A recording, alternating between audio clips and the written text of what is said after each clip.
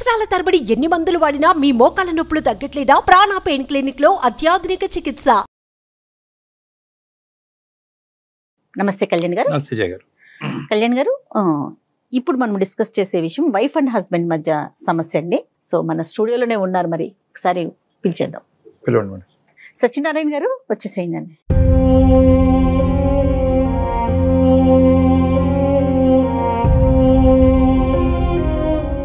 సత్యనారాయణ గారు ఎక్కడి నుంచి వస్తున్నారు? మా ఊరు పల్పనేరు మేడం. ఏం చేస్తుంటారు? చిత్తూరు అండి. చిత్తూరు అండి. ఏం చేస్తుంటారు? ఇక్కడ మార్కెటింగ్ చేస్తుంటాం మేడం. మరి సమస్య ఏంటో నేను బ్రీఫ్గా చెప్పాను కళ్యాణ్ గారికి. అది ఏం లేదు మేడం, ఏ మగవాడికి కూడా రాకూడని కష్టం వచ్చింది. ఎవరికైనా భార్య తన సొంతం అనుకుంటారు. ఇక్కడ సమస్య రివర్స్ అయిపోయింది మేడం. నా భార్యకి ఇంకొక అకౌంట్ ఉంది అనిపిస్తుంది.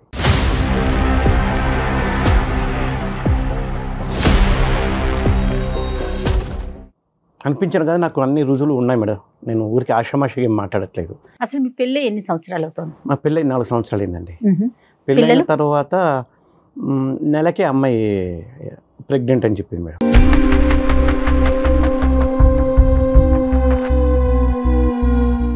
అదే పెళ్ళైన నెలకే ఎట్లా ప్రెగ్నెంట్ అవుతుందో నాకు ఇప్పటికీ అర్థం కావట్లేదు మేడం. నా కూతురు పోలికలు చూసి అసలు అమ్మాయి నా కూతురే కాదనిపిస్తుంది.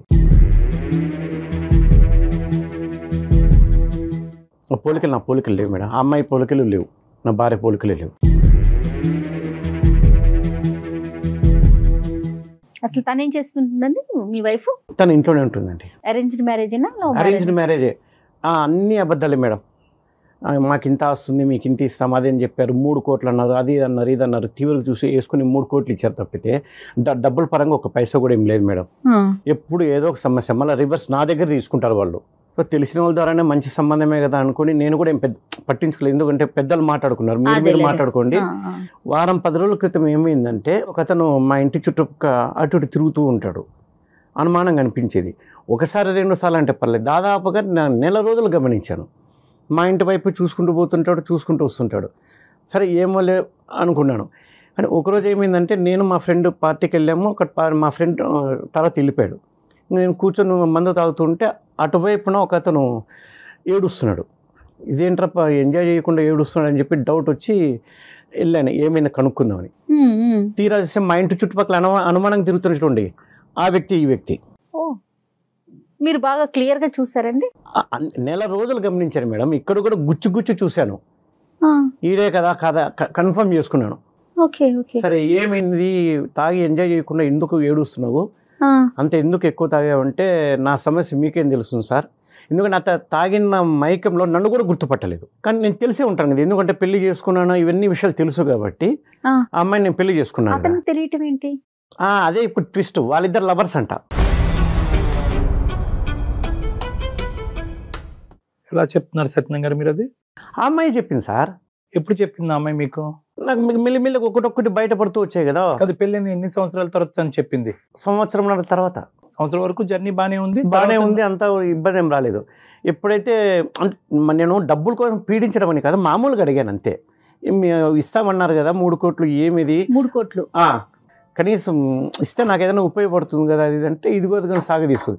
నాకు డబ్బు ఇవ్వకపోగా వాళ్ళ అమ్మకు బాగలేదు, వాళ్ళ నాన్నకు బాగలేదు అని చెప్పి ఇప్పుడు నా దగ్గర డబ్బులు తీసుకునేవాళ్ళు. సరే డబ్బు ముఖ్యం కాదు కదా అనుకోని నేను పట్టించుకోలేదు. మెల్లిమెల్లిగా నాకు ఎందుకు డౌట్ వస్తూ వచ్చింది. ఈ పాప కూడా పోలికలు కనబడలేదు నాకు. దాంతో ఏముందిలేండి, పోలికలు అంటే ప్రింటెడ్గా ఉండవు, ఏమైనా జిరాక్స్ కాపీలా అండి. సరే అది కూడా ఒప్పుకుంటే మేడం, మేబీ రాకపోవచ్చు కూడా, ఎందుకంటే తరాల మధ్య తేడా ఉండొచ్చు కదా. సరే అది కాకపోయినా అమ్మాయి నాకన్నా 1 సంవత్సరం పెద్ద మేడం. మీకు చెప్పలేదు? అది అబద్ధమే. సర్టిఫికేట్ ఏమి తక్కువ వేయించేసి 1 సంవత్సరం తక్కువ వేయించుకున్నారు సర్టిఫికేట్లో. డబ్బుల దగ్గర అబద్ధము. మళ్ళీ పెళ్లి చేసుకొని వాళ్ళతో వీటితో తిరగడం, ఇవన్నీ అన్ని అబద్ధాలు. మొదట స్టార్టింగ్ లోనే మీరు ఒక పాయింట్ చెప్పారు, పెళ్ళైనటువంటి నెల రోజులకే నెల తప్పింది, ప్రెగ్నెంట్ అయింది అనేటటువంటి ఒక అంశం చెప్పారు. అక్కడి నుంచి స్టార్ట్ అయింది కదా. అవునండి. పోలికలు లేవు అని అన్నారు. అంటే ఖచ్చితంగా ఇక్కడ ఉండేటటువంటి అంశం ఏంటంటే, నా భార్యకి వేరే మగాడితో పెళ్లికి ముందే ఒక రిలేషన్షిప్ ఉంది అనేప్పటికీ నాకు అప్పటి నుండి డౌట్ వస్తూనే ఉంది. చూద్దానండి, దాని గురించి సైంటిఫిక్ గా చాలా మాట్లాడుకోవచ్చు మనం, అది తర్వాత మాట్లాడదాం. కానీ అక్కడి నుంచి మీ ఆలోచనలో క్వశ్చన్ మార్క్ పడింది అనేది మీరు నాకు చెప్తున్నారు. ఎప్పుడైతే పాప పుట్టిన తర్వాత 9 నెలలు నిండిన తర్వాత, పాప కన్నా తర్వాత పాప పోలికలు కూడా అవును మీ పోలికలకి దగ్గరగా లేదు అనేటటువంటి ఆలోచన మిమ్మల్ని ఇంకా మైండ్ ఇచ్చేసింది. మనస్తత్వం అంతా అక్కడ బయటపడింది సార్. అది నేను అనడము. అంటే వీళ్ళు అన్ని అబద్ధాలు చెప్పారు, ఈ క్రమంలో ఇది కూడా అబద్ధమే కదా. ఈ పెళ్లి చేయడం దగ్గర నుండి అన్ని అబద్ధాలు అల్లుకుంటూ వచ్చారు. సో ఎట్లో మీ వేరే ఉద్దేశం ఏంటంటే ఈ అమ్మాయికి పెళ్లికి ముందు కూడా ఒక రిలేషన్షిప్ ఉంది, అది మీ అమ్మాయి కూడా ఒప్పుకుందని మీరు ఇందాక అన్నారు. ఒప్పుకుంది, పెళ్ళైనటువంటి బ్రేకప్ అయినటువంటి అంశం మీరు అడిగితే ఆ అమ్మాయి చెప్పలేదు, ఆ అమ్మాయిగానే ముందుకు వచ్చి నాకు ఒక రిలేషన్షిప్ ఉంది అది బ్రేకప్ అయిందని చెప్పింది. అమ్మాయి నేనే గుచ్చి అడిగాను, మీరు అడిగారు, అమ్మాయి అసలు ఏం చెప్పలేదు. ఏం అడిగారు సార్? ఎందుకు అడిగారు? నాకు అనుమానం వచ్చింది కదా సార్. ఏం అనుమానం వచ్చింది? పాప పెళ్ళైన నెలకే కడుపు రావడం ఏంటి, దాని తర్వాత పోలికలు లేవు. ఎప్పుడైతే అనుమానం వచ్చిందో నాకు అన్ని త్రూ అవుట్ ద ప్రెగ్నెన్సీ, అంటే పెళ్ళి అయినటువంటి ఒక నెల తప్పింది అనేటటువంటి ఆలోచన మీకు ఉంటే కనుక త్రూ అవుట్ ద ప్రెగ్నెన్సీ మీరు అమ్మాయిని గుచ్చి అడుగుతూనే ఉన్నారుగా, ఏంటి ఇంత తొందరగా ఎలాగైంది? అంత తొందరగా నేను నిర్ణయం తీసుకోలేదు, అడగలేదు. మొదటిసారి ఏమలే అని పట్టించుకోలేదు. కానీ ఎందుకు మెల్లిమెల్లిగా ఒక్కొక్కటి నన్ను వాళ్ళు డబ్బు కోసం పీడించడము, దాని తర్వాత ఇలా అరే ఇన్ని అబద్ధాలు చెప్పారంటే కూడా ఇది కూడా అబద్ధమే. సో అడిగితే కనుక కొన్ని ఏమని చెప్పింది అనే డౌట్ వచ్చింది. నెలకే ఎట్లా నీకు కడుపు వస్తుంది అంటే ఇంతకుముందు ఏదే నా అకౌంట్లో ఇస్తున్నావా అంటే లేదు, అట్లా కాదు అని. సరే ఏ రోజు ఆ రోజు నా పనిలో నేను పడిపోవడం, మళ్ళీ మర్చిపోవడం, మళ్ళీ గుర్తుకు వచ్చినప్పుడు మనసు బాధగా ఉన్నప్పుడు మళ్ళీ అడిగితే కనుక ఏదో ఒకటి తప్పించుకునేది ఎప్పటికప్పుడు. సో తీరా చూస్తే ఈ మధ్యన అదే పనికి తిరగడము, మా ఇంటి చుట్టూ ఒకరోజు 2 రోజులు అంటే పర్లేదు, నెల రోజులు గమనించాను. తొందరపడి నిర్ణయం తీసుకోలేదు. నెల రోజులు అన్న తర్వాత వాడు మళ్ళీ అక్కడకు ఏడుస్తున్నాడు. ఏం మాట్లాడాడు? సరే వాడు నన్ను గుర్తుపట్టలేదు ఆ మైకంలో. సరే ఏమైంది అది అంటే ఇట్లా నా బ్రేకప్ అయింది, నన్ను వేరే వాడిని పెళ్లి చేసుకుంది, నాకు చాలా అన్యాయం జరిగింది. ఎవరు అమ్మాయి అంటే టక్కుమని ఆ మైకంలో ఫోటోలు చూపించేశాడండి, ఫోన్ లోటివి. ఆ అమ్మాయి ఎవరో కాదు, ఈ అమ్మాయి.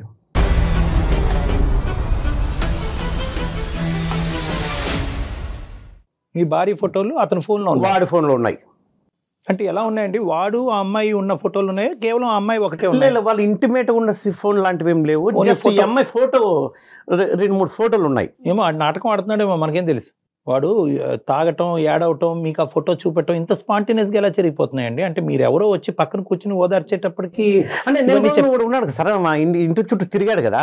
ఆడి తిరగటం నిజమే, కానీ వాడు నిజమే చెప్పాడు అనేది అంటే మీరు చూసి ఈఎంఐ నిర్ధారించాలి కదా సార్. నేను సరే ఒక ఆరోపణ వచ్చింది, నేను చెప్పాను, తప్పు చేయనప్పుడు నిరూపించుకోమనండి. మీరు అడిగారండి, ఫోటో కనిపించింది, నీ ఫోటో అతని దగ్గర ఎందుకు ఉందని?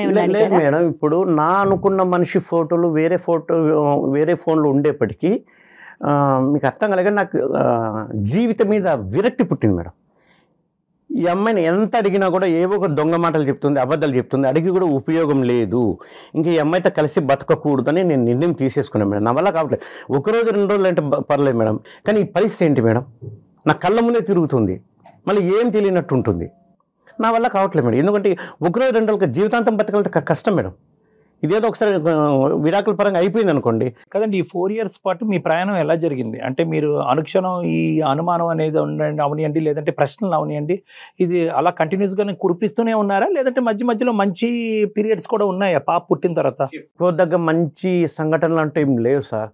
అట్లా అని చెప్పేసి మరీ జుట్టు కొట్టుకునేంత ఏం లేదు, కానీ బట్ గొప్పగా అయితే ఏం లేదు. సైలెంట్ గా ఉండిపోయారు. సత్యనారాయణ గారు, చాలా ఇంపార్టెంట్ క్వశ్చన్.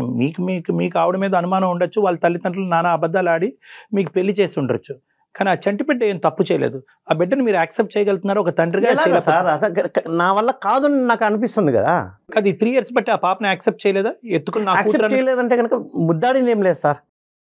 అట్లా చేరదీయడం, ముద్దు పెట్టుకోవడం అట్లా ఏం చేయలేదు బిడ్డకు. బాబా, ఒక అనుబంధం లాంటిది అంటూ ఏం లేదు. వెరీ సాడ్ సార్ అది.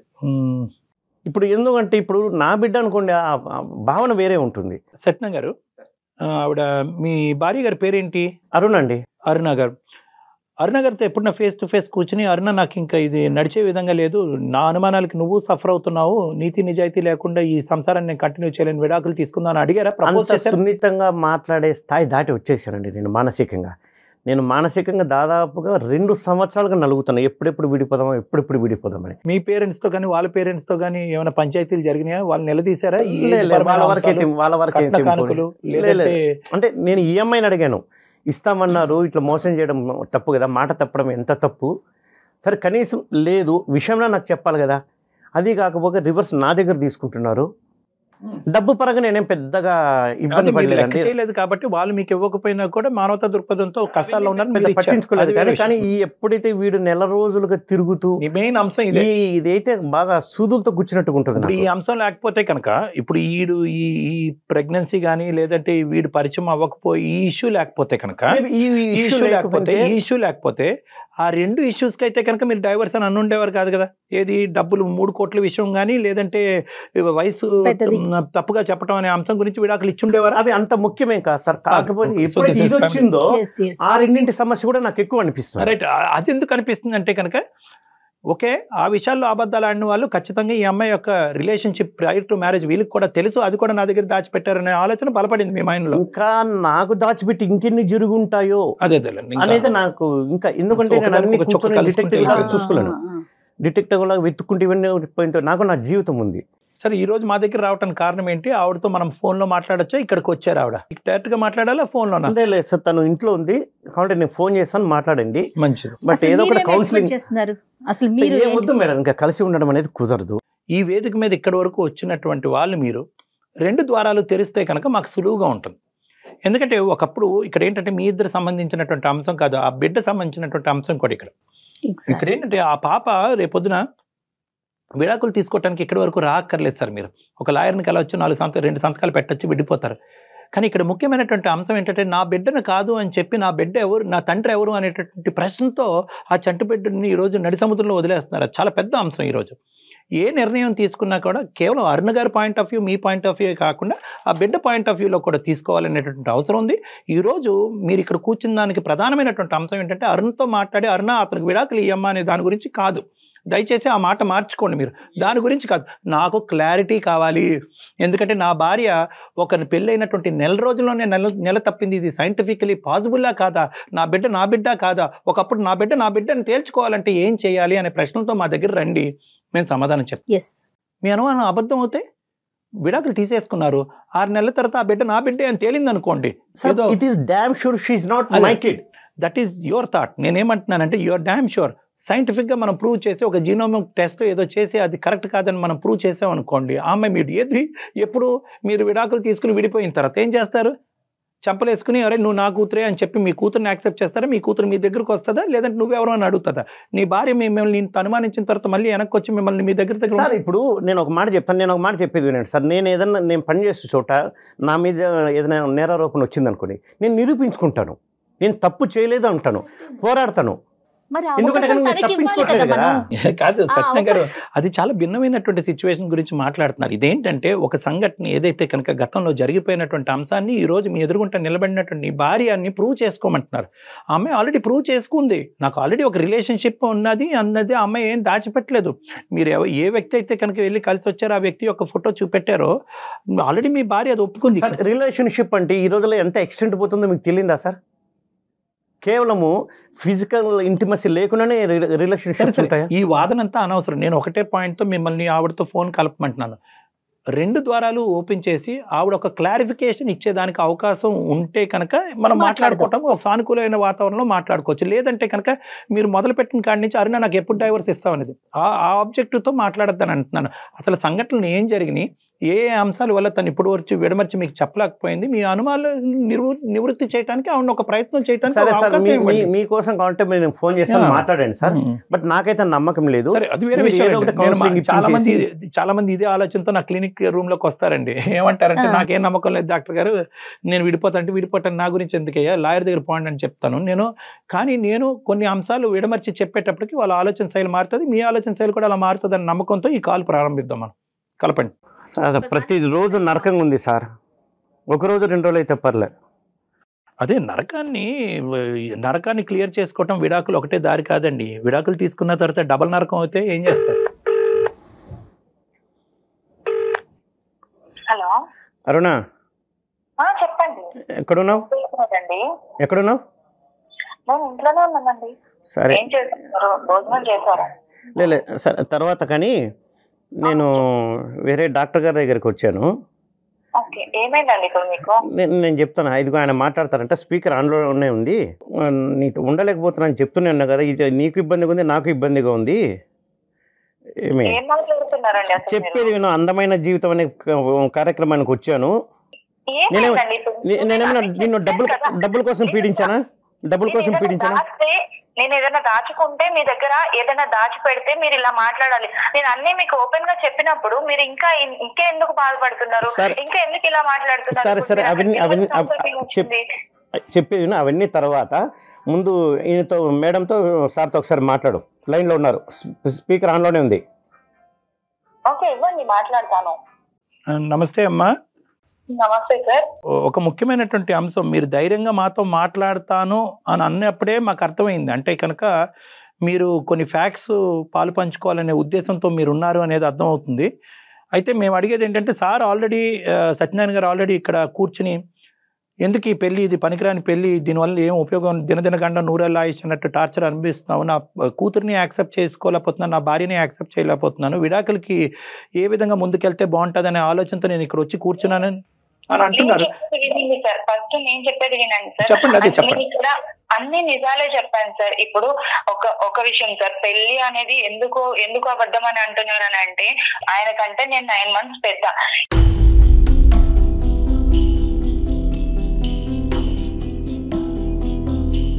నాకేమైంది అంటే కుజదోషం వల్ల పెళ్లి అవ్వట్లేదు. ఆల్రెడీ 7 matches వచ్చి అవి క్యాన్సిల్ అయిపోయాయి. కాబట్టి ఈ సర్టిఫికేట్ త్రూ నాకున్న 9 months అనేది తక్కువ చేసి చెప్పారు సార్. అది కూడా నేను చెప్పాను సార్. నేను పెళ్లి అయిన తర్వాతే చెప్పాను సార్, కాదు అనట్లేదు. కానీ నేను ఆల్రెడీ ఆయనకి చెప్పాను, ఎందుకంటే కుజదోషం వల్ల నేను ఇలా చేసుకున్నాను సార్. మొదట ఎందుకు చెప్పలేదు సార్? సార్ నేను పెళ్ళైన వెంటనే చెప్పాను సార్, నేను నాకు ఇలా ఉంది, ఇలా కుజదోషం ఉంది, సో దాని వల్ల నాకు ఇలా చేశారు పెద్దవాళ్ళు అనేసి నేను ఆయనకి ఓపెన్ గా చెప్పాను సార్.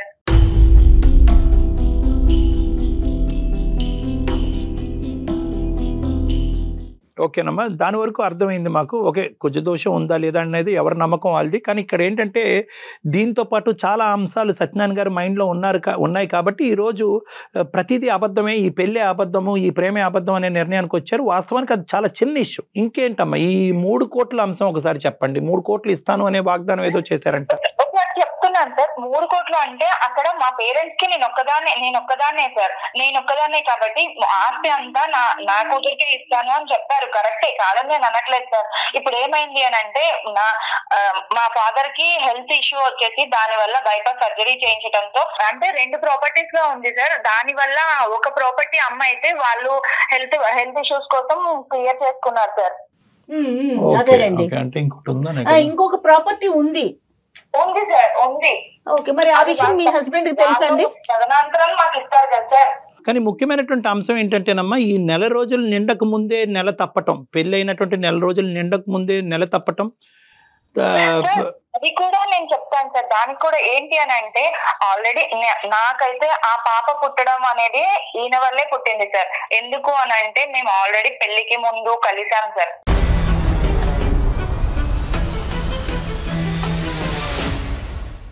పెళ్లికి ముందు ఎంగేజ్మెంట్ అయిన తర్వాత మేము బయటకు వెళ్ళడం జరిగింది సార్. ఒక హోటల్ కి వెళ్ళడం అనేది జరిగింది. ఆ హోటల్లో మేమిద్దరం కలిసాం. కలిసినప్పుడు అప్పుడు నేనేమనుకున్నాను అని అంటే, నాకు ప్రెగ్నెన్సీ వస్తుంది అని అనుకోలేదు సార్. పెళ్లి అయిన తర్వాత పెళ్లి అయిన 1 month కి నాకు ప్రెగ్నెన్సీ కన్ఫర్మ్ అయ్యింది అని తెలిసింది సార్. సో నేను అదే చెప్పాను సార్ ఆయనకి, ఆయన వల్ల వచ్చిన ప్రెగ్నెన్సీ సార్ ఇది. లేదు సార్, ఇది అబ్బుదే. ఎందుకంటే కనుక తను ఖచ్చితంగా చెప్పింది 3 రోజులే కదా అయ్యింది కాబట్టి ఫుల్ సేఫ్ పీరియడ్ అని చెప్పింది సార్. ఫుల్ సేఫ్ పీరియడ్ అని చెప్పింది. ప్రెగ్నెన్సీ ఎట్లా వస్తుంది సార్? మీరిద్దరు కలవటం అయితే ఒక్కసారే సార్. ఓకే, ఒకసారి 2 సార్లు అనేది పక్కన పెట్టండి. ఒకసారి కలిపితే కనుక చాలా మంది ఆడవాళ్ళకి ప్రెగ్నెంట్ అవుతారు. అది మీరు డిసైడ్ చేసేది కాదు. కానీ అది కామన్. అది వినండి, మీరు ఇందాక మాకు ఆ పాయింట్ చెప్పాలి కదా సత్యనారాయణ గారు. ఇందాక ఏంటంటే, సార్ ఆ అమ్మాయితో పెళ్లి అయిన తర్వాత కలవటం కాదు, పెళ్లికి ముందే కలిసాను అనే మాట చెప్పాలి కదా మీరు. పీరియడ్ బ్యాడ్ పీరియడ్ అనేది పక్కన పెట్టండి, అది అంత యాక్యురేట్ కాదు. ఇర్రెగ్యులర్ పీరియడ్స్ ఉండేటటువంటి స్త్రీలకి ఖచ్చితంగా అలా చెప్పలేదు. నాకు ఇన్ని సమస్యలు అది గుర్తు రాలేదు సార్. చెప్పమ్మా, నువ్వు చెప్పు. నేను ఆల్రెడీ ఆయనకి ఇదే విషయం చెప్పాను సార్. అక్కడ ఏ డేట్స్ లో అనేది నాకు అంత ఖచ్చితంగా డేట్స్ అయితే చెప్పలేకపోయాను సార్. కాకపోతే 1 month తర్వాత నాకు కన్సీవ్ అయిందని నేను తెలుసుకున్న తర్వాత కూడా నేను ఫస్ట్ చెప్పింది ఆయనకే సార్. అరుణ, ఒక ఆడపిల్లగా ఇది చాలా రిస్కీ అమ్మ. 2 కారణాలు. ఒకటి ఏంటంటే కనుక, వాస్తవానికి నీ పర్టికులర్ ఏదైతే సేఫ్ పీరియడ్ అని మనం అంటాం, ఏ పీరియడ్లో అయితే కనుక సెక్షువల్గా భార్యాభర్తలు కలిసినా కూడా ప్రెగ్నెన్సీ రాకుండా ఉంటుంది, అది చాలా వేరియబుల్గా ఉంటుందమ్మా. ఎస్పెషల్లీ ఇర్రెగ్యులర్ పీరియడ్స్ ఉన్నా కూడా, కొద్ది డేట్స్ అటు ఇటు అయినా కూడా చాలా ప్రాబ్లం అవుతుంది. చాలామంది ఆడపిల్లలు ఆ సేఫ్ పీరియడ్లో కలిసినా కూడా ప్రెగ్నెంట్ అవడానికి చాలా ఛాన్సెస్ ఉంటాయి. ఇది నెంబర్ 1. నెంబర్ 2, నాకు ఇంకో భయం ఏంటంటే కనుక, ఒకప్పుడు ఈ పెళ్లి ముందుకు వెళ్ళకపోయి ఉంటే కనుక ఏం చేసి ఉండేదానివి? నువ్వు ఈరోజు ఒక తల్లిగా ఉండేదానివి కదా, పెళ్లి కానటువంటి ఒక తల్లిగా ఉండిపోయేదానివి కదా. అది కూడా నిజమే సార్, కానీ ఆయనతోనే ఎంగేజ్మెంట్ అయింది, ఆయనే పెళ్లి చేసుకుంటాను కదా అని కూడా నేను ఏం మాట్లాడలేదు సార్. దానికోసమే ఇదంతా ఇంత ఒకటి అరుణ, నువ్వు చాలా సింపుల్ గా చెప్తున్నావు, ఎంగేజ్మెంట్ అయింది కాబట్టి అతనితోనే పెళ్లి అవుద్దని నీకు నువ్వుగా ముద్ర వేసుకుంటున్నావు. కానీ ఈ కుజదోషం అనే సబ్జెక్టు పెళ్లికి ముందు తెలిస్తే అతను విత్డ్రా అయ్యి ఉండేవాడేమో. నీతో శారీరకంగా కలిసిన తర్వాత అతను విత్డ్రా అయ్యి ఉండేవాడమ్మా. అప్పుడు నీ పరిస్థితి ఇది కరెక్ట్ కాదేమో అని అంటే, లేదు మనం పెళ్లి చేసుకుంటాం కదా అని ఆయన ఇదంతా చేశారు సార్. ఆ టైంలో ఇంకా అన్ని స్పీడ్ గానే ఉంటాయిలే అమ్మా అవన్నీ. ఇప్పుడు ఆ కార్యక్రమం గురించి ఇతను మాకు చెప్పలేదు కూడా, ఇప్పుడు చెప్తున్నాడు. అది ఇప్పుడు ఆయన చేసిన తప్పుని గురించి ఆయన మాట్లాడకుండా నాది తప్పు కాదు. ఆవిడ బతుమా నేను వద్దన్నాను, అతను పర్వాలేదు పెళ్లి అయిపోతుంది అని చెప్పి అతను అన్నిటి కనుక ఆవిడ కమిట్ అయింది అని చెప్పింది. ఇది కూడా చెప్తాను సార్, ఏమైనా చెప్తాది అబద్ధం. ఏ అబద్ధాలు అనేది ఏ నిజాలు అనేది మాట్లాడుకుని సత్యనారాయణ గారు కొద్దిగా ఓపిక. అమ్మ ఇంకో అంశం నాకు చెప్పమ్మా, వీడు ఎవడో మీ ఇంటి చుట్టూరు అక్కడ ప్రదక్షిణాలు చేశాడంట, 4 రోజులు ప్రదక్షిణం చేశాడంట. అతనుగా పబ్కి వెళ్ళాడు, అతను తాగాడు, ఏడుస్తున్నాడు. ఏమయ్యా ఎందుకు ఏడుస్తున్నాడు అంటే కనుక నాకు ఒక ఎక్స్ గర్ల్ ఫ్రెండ్ ఉందని చెప్పని టప్పని ఫోన్ జోబులో తీసి నీ ఫోటో చూపెట్టాడంట. ఈ కథ ఏంటమ్మా? జస్ట్ ఫ్రెండ్స్ గా ఉన్నాము అంతే సార్. తను మాట్లాడేవాడు, నేను మాట్లాడేదాన్ని అంతే సార్. ఒక రోజు ప్రపోజ్ చేసినప్పుడు నాకు అదే టైంలో మ్యాచెస్ చూస్తున్నారు, ఇవన్నీ కరెక్ట్ కాదు అని తనకి చెప్పేశాను, బ్రేకప్ చెప్పేశాను, అయిపోయింది సార్. ఈ విషయం ఎప్పుడు చెప్పామ్మా సత్యనారాయణ గారికి? ఎప్పుడు చెప్పా ఈ విషయం? పెళ్లి అయిన తర్వాత చెప్పాను. ఇదే సార్ ప్రతి ఒక్కటి పెళ్లి అయినంత వరకు అన్ని దాచిపెట్టింది. ప్రతి పెళ్లి అయిన తర్వాత వీడు ఎక్కడికి పోడలే, తప్పించుకోలే, ఇరుక్కున్నాడు గొర్రె అని చెప్పి అప్పుడు ఒకటొక్కటి నాకు అనుమానం వస్తున్నప్పుడు అడుగుతూ ఉంటే ఒకటొక్కటి గొర్రెలాగా అన్ని చెప్తున్నాను. నేను అన్ని ఆయన దగ్గర ఏమి దాచకూడదు అనే చెప్పాను, కానీ ఆయన ఇంత అనుమానిస్తాడు, ఇంత లోపల పెట్టుకొని నన్ను ఇలా చేస్తాడు అంటే. పెళ్లి అయిన దగ్గర నుంచి సార్ ఇంకొకటి చెప్తాను, పెళ్లి అయిన దగ్గర నుంచి కూడా ఆయన నాతో ఏ రోజు కూడా టచ్ మీ నాట్ అన్నట్టే ఉన్నాడు సార్. ఒక మాట్లాడేటప్పుడు అసలు వినడు, నాది ఏ బాధ పట్టించుకోడు, ఏమి చేయడు సార్. నేను వండుతున్నాను, పెడుతున్నాను, తింటున్నాం అంతే సార్. ఇవన్నీ చేస్తున్నాడు కానీ ఏ రోజు కూడా నాతో మాట్లాడింది చేసింది కూడా లేదు సార్. ఉన్నది కూడా లేదు సార్. ఇంట్లో ఏదో పని చేయడానికి ఉన్నట్టే ఉన్నాను సార్ నేనైతే.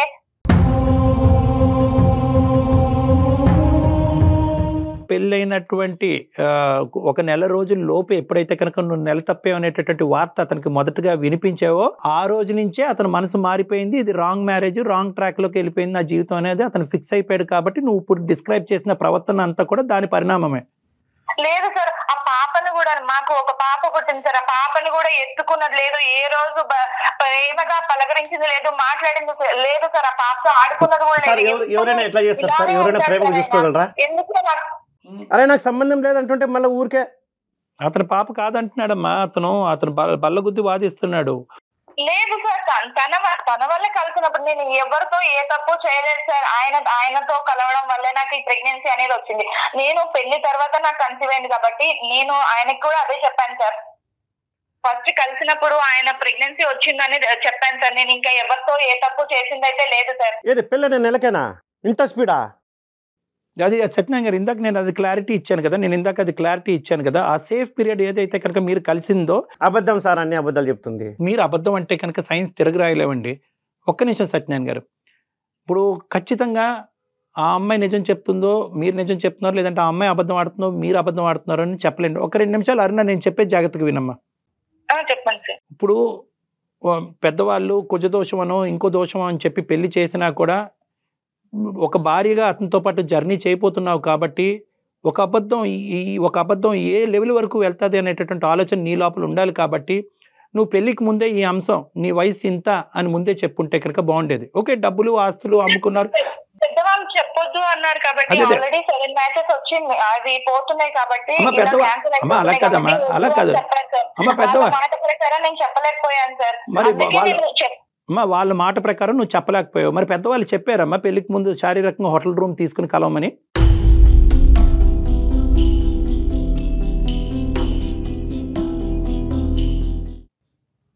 మరి అది కూడా ఆయన తీసుకుని వెళ్ళి ఆయన చేసిన అదే తప్పు కదా సార్. అది మాత్రం ఆయన ఆయన చేసిన ఇది మాత్రం పెద్దలు. ఇప్పుడు నా మీద సరే తోసేస్తున్నారు డిస్కషన్ సార్. కరెక్ట్ కాదులేండి అమ్మ. అనుమానం పెనుభూతం అని ఎందుకు అంటారంటే కనుక ఒక్కసారి ఆ బీజం పడిన తర్వాత మన కళ్ళు ఆటోమేటిక్గా మిగతా అంశాల గురించి వెతకలాట మొదలు పడుతూ ఉండే. అలా వెతికేటటువంటి క్రమంలో గుచ్చి ఒకడు ఎవడైతే ఉన్నాడో వాడు ఇంటి చుట్టూ తిరిగాడు, వాడు దొరకపోతే ఈరోజు ఈ సమస్య ఉండదు. వాడు దొరకటం, వాడు ప్రత్యేకంగా నీ ఫోటోయే వాడు ఫోన్లో చూపెట్టడం, ఏదో తూతూ మాత్రంగా ఎక్కడి నుంచో పోతుంటే నీకు ఫోటో తీసుంటాడు, ఆ ఫోటో ఇతనికి చూపెట్టాడు, ఇదేంటి వాడు ఫోన్లో నా భార్య ఫోటో అని చెప్పి ఆల్రెడీ ఇతనికి అనుమానం అనేది ఉంది కాబట్టి అది ఇంకా డీప్గా ఒక వేరులతో నాటుకుపోయింది ఆ అంశం. అంటే అన్నీ కలగలుపుగా అతని మైండ్ పొల్యూట్ చేసింది. సమాధానాలు నువ్వు చెప్తున్నావు కరెక్టే, ఏమంటే అది కాదండి ఇది కాదండి అని చెప్తున్నాడు, కానీ అతను నీ నోటి ద్వారా సమాధానాలు వినాలి అని అనుకోవట్లేదు. ఎందుకంటే తప్పు చేసిన దాన్ని నువ్వు కాబట్టి, నువ్వు అని అతను అనుకుంటున్నాడు కాబట్టి నీ నోటి ద్వారా సమాధానాలు అతను చల్లబరచట్లేదు. ఫైనల్గా మా దగ్గరకు వచ్చి ఏంటంటే ఇవేమీ కాదండి, నేను ఏమీ వినాలని అనుకోవట్లేదు, నా భార్య దగ్గర నుంచి నాకు విడాకులు ఇప్పించండి అనే అంశంతో ఇతను వచ్చి ఇక్కడ ఇదంతా కాదు సార్. ఇప్పుడు నేను ఎవరితోనూ తప్పు చేయలేదని నేనైతే ప్రూవ్ చేసుకోలేను కదా సార్. ఇప్పుడు తప్పు చేయలేదు అని నేను చెప్తున్నాను కదా సార్. నేను చెప్పినప్పుడు ఆయనతో నేను పెళ్లి చేసుకుంటాను అని ఫిక్స్ అయిన తర్వాత కదా సార్ నేను ఇదంతా చేసింది. నేను ఇప్పుడు ఆయన కాదు అని అంటే నేను ప్రూవ్ చేసుకోవడానికి ఎలా ప్రూవ్ చేసుకోలేను కదా సార్. అమ్మ నీ మాటలో నువ్వు మాట్లాడే తీరు, నీ యొక్క పద్ధతి వ్యవహారం అనేది ఎంతో కొంత విశ్లేషించే కెపాసిటీ నాకుంది. నేనైతే మాత్రం ఖచ్చితంగా నువ్వు నిజాయితీ పర్రాలే అన్నట్టుగా నేను మాట్లాడగలను. కానీ ఇక్కడ నమ్మకం రావాల్సింది నాకు కాదు, నీ భర్తకి.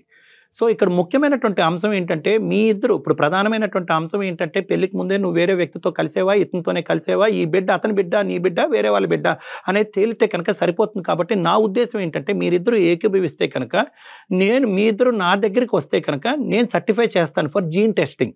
మీ ఇద్దరికి ఓకే అంటే కనుక, అంటే దానికి ఒక డాక్టర్ యొక్క సర్టిఫికేట్ కూడా కావాలి. మీకు మీరుగా వెళ్ళి ఒక నిమిషం సత్యనారాయణ గారు, ఇది ఒక సజెషన్ కొద్ది పూర్తిగా వినండి. ఎందుకంటే ఇందాక నేను చెప్పాను ఇది కేవలం ఒక భార్యాభర్తల అంశం కాదు, ఏ పాపం పుణ్యం ఎరగనటువంటి ఒక బిడ్డ జీవితం కూడా. నేను ఇందాక ఒక హైపోథెటికల్ స్టేట్మెంట్ చెప్పాను. ఈమె ఎంత కాలాంతరంలో మీకు తెలియదు కాబట్టి మీరు ఇలా పుస్తకం ముందుకు వస్తున్నారు, కానీ మిమ్మల్ని కూడా మాయ చేస్తుంది సార్. ఏదో ఒకటి చేస్తే దొంగ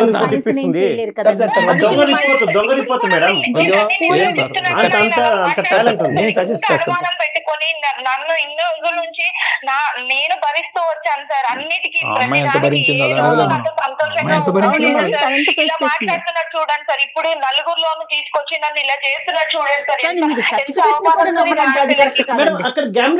మీరు ఎడ్యుకేటెడ్ పర్సన్ సత్యనారాయణ గారు, మీరు అంత అమాయకుల్లా మాట్లాడకండి దయచేసి. మీ అనుమానం మీకు అనుమానం ఉండొచ్చు, కానీ సైన్స్ని, రిపోర్ట్లని, డాక్టర్లని అందరినీ మూకుమ్మడిగా అనుమానం పెట్టి అందరినీ అవమానించేటటువంటి విధంగా మీరు మాట్లాడకండి. కాదు కళ్యాణి గారు, ఇప్పుడు తను మాట్లాడే వర్షన్ వింటూ ఉన్నాం, ఆయన చెప్పేది విన్నాం. ఇప్పుడు ఏంటండి సొల్యూషన్, ఏం చెప్తారు మీరు? ఇప్పుడు మిగతా అవన్నీ కూడా జత కలిసినటువంటి అంశాలే కానీ ప్రధానమైనటువంటి అంశాలు కాదు. ప్రధానంగా కావాల్సింది ఏంటంటే కనుక అతని మైండ్లో ఉన్నటువంటి అనుమానం మనం నివృత్తి చేయాలి అంటే అరుణ నిజాయితీ పర్రాలా కాదా, పెళ్లికి ముందు వేరే వాళ్ళతో తిరిగిందా, కలిసిందా అనేటటువంటి అంశాన్ని ఒకటి క్లియర్ చేసుకుంటే అదృష్టం ఏంటంటే కనుక ఈరోజు ఆ బిడ్డ లేకపోతే కనుక ఆ బిడ్డ ఉంది కాబట్టి టెస్ట్ చేద్దాం అనేటటువంటి అవకాశం ఉంది. ఆ బిడ్డే లేదనుకోండి ఇంతే, మీది విడాకులే. సార్ ఇప్పుడు కరెక్ట్ పాయింట్కి వచ్చారు సార్. ఇప్పుడు వాళ్ళు జాగ్రత్తలు తీసుకుని ఉంటారేమో.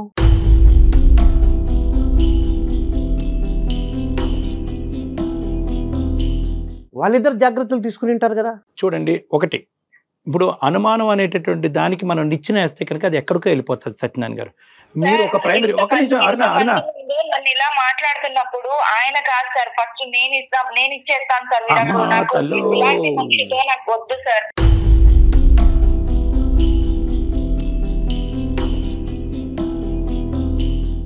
ఒకటి నేను ఇద్దరితో ఒకే అంశం మాట్లాడతాను. సత్యనారాయణ గారు ఫస్ట్ మీతో మాట్లాడతాను.